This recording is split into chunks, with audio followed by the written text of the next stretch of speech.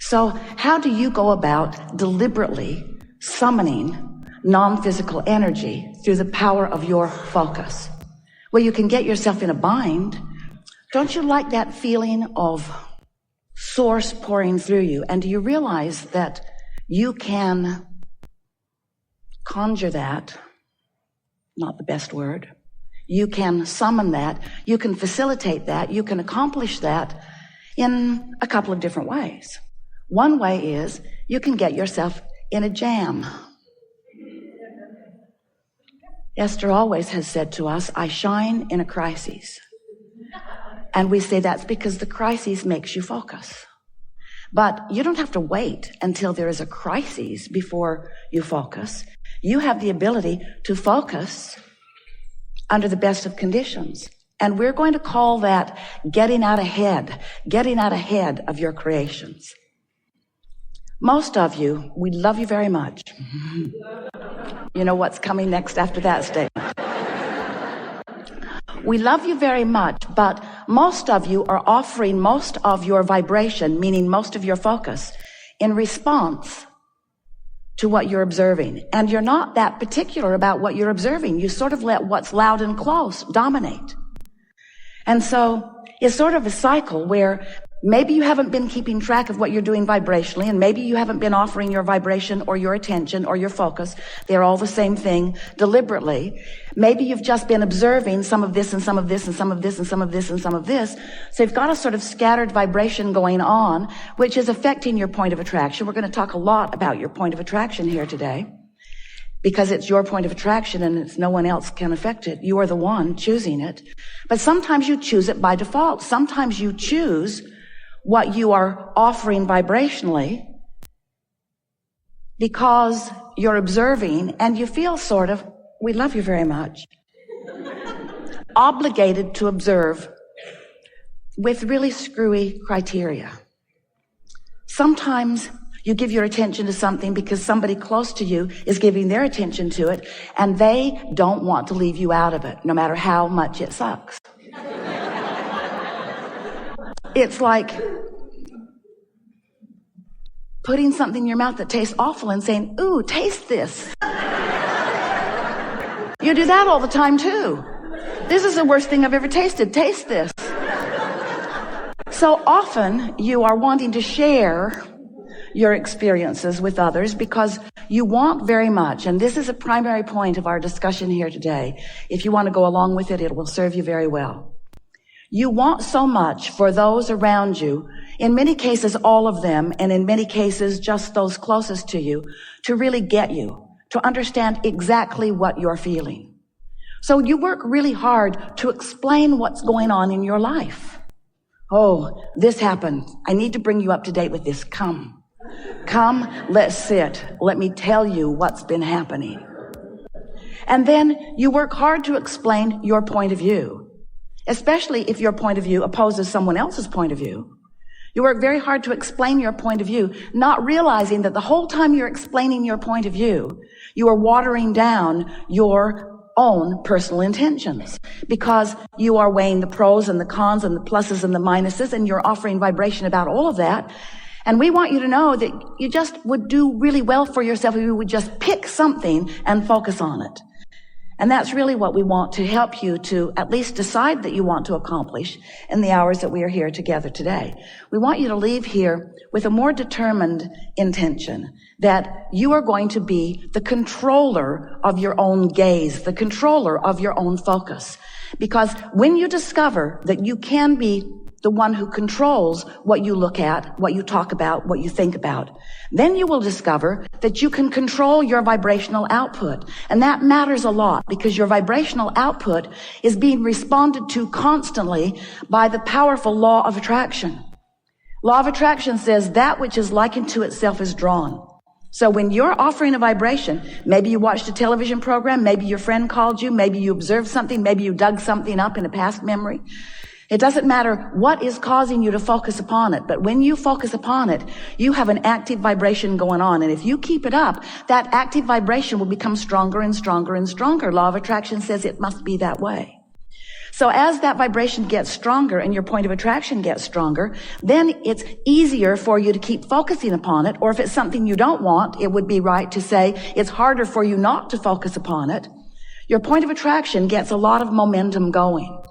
So when we say you want to get out ahead of what is and out ahead of manifestation, what we mean is you want to find a nice neutral zone. Meditation will provide it for you, or taking a walk sometimes, beautiful music, making love, doing something that distracts you from things that may have been bothering you. And as you bring yourself into vibrational alignment, by your distracting yourself from things that take you out of vibrational alignment, then what happens is you begin to allow this momentum of vibration. And it will precede you, because everything that you live is preceded by a vibrational wave. It's a current. It's a flow. It can be a blast. In other words, when you get that vibration out ahead of you, it's like having the concierge of all concierges out there ahead of you, the personal assistant of all personal assistants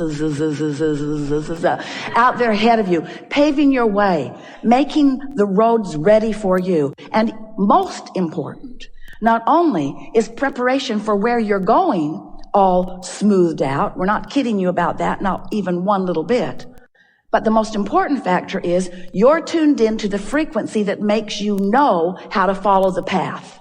Because there are endless paths. There are lots of ways to get to where you want to be. And sometimes you want to take the longer, more adventurous route because you're still wanting to collect more data. You're still wanting to be clearer about what it is you want. But we want you to leave here today with no question in your mind that you create your own reality. Seth said it first. You create your own reality. And Jerry said, how is that so? I like to believe that I create my own reality and that they do and that they do. But how is it that we create our own reality when we're all mixed up with one another? How do I create my own reality? He asked it again and again and again, and we've been answering it ever since his first query back there in 1985. You create your own reality because you think and you focus and you vibrate, and law of attraction responds to the vibration, and that is the reality that surrounds you. So the good news is, and we love you very much, that you're offering signals about wanted and unwanted, wanted and unwanted, wanted and unwanted, but mostly you have a reasonable expectation of well-being in your experience. But you could do so much better. You have the power to control your thoughts so much more. But when you try to control your thoughts just because you need to, it doesn't work. When things aren't going well and you say, I got to get a grip, you're not going to get a grip on what you want. You're just intensifying the grip on what you don't want. You can't get there from there. You can't take a severely out of whack vibration. You can't be standing in the middle of a problem and find the vibration of the solution, because the frequencies are very, very different. So if you could understand that the creative process, and we're talking about the deliberate creative process, but it's the creative process. When you have a vibration that you're offering, when you're sifting and you know what you don't want, which causes you to know what you do want, you launch this vibrational rocket of desire that the larger part of you follows and becomes. Now, you first have to accept that you are more than you see here in this physical body, do you? Many are coming to understand that. It's hard not to. You just can't look around this world over which you have no control in terms of it spinning in its orbit and the sun coming up every morning. You have to accept that there's something more going on. This is not a random accident going on here. This is powerful creation of which you are a leading edge part. You've been part of the creation of all that you see here from the beginning of that which was the beginning of that which was the beginning of that which. And there's no point in us trying to get back to the beginning of that because we've all come so far forward. But we do want you to understand that you are leading edge creators in these physical bodies, and that you come from source, and that you are an extension of source, but not a disconnected extension of source. You weren't just set loose. Good luck. Have fun and be good.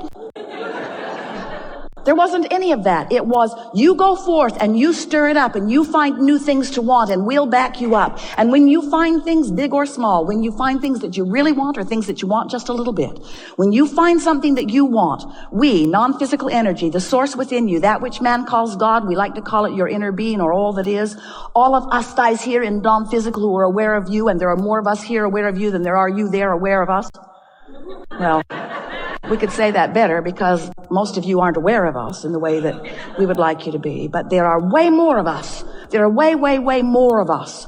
And we are focused upon your rockets of desire. We don't pay attention, and it's good for you. We don't spend any time with you justifying why you should have what you want. Because we know that if your time, space, or reality has created a desire within you, that it is your right to receive in full fruition the creation, the manifestation, the actualization, the realization of that desire.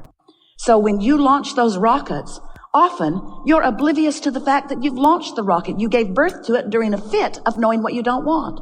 Don't have enough money. I don't have enough money. I don't have enough money. I've never had enough money. I hardly know anybody who has enough money. Rocket, rocket, rocket, rocket, rocket, rocket.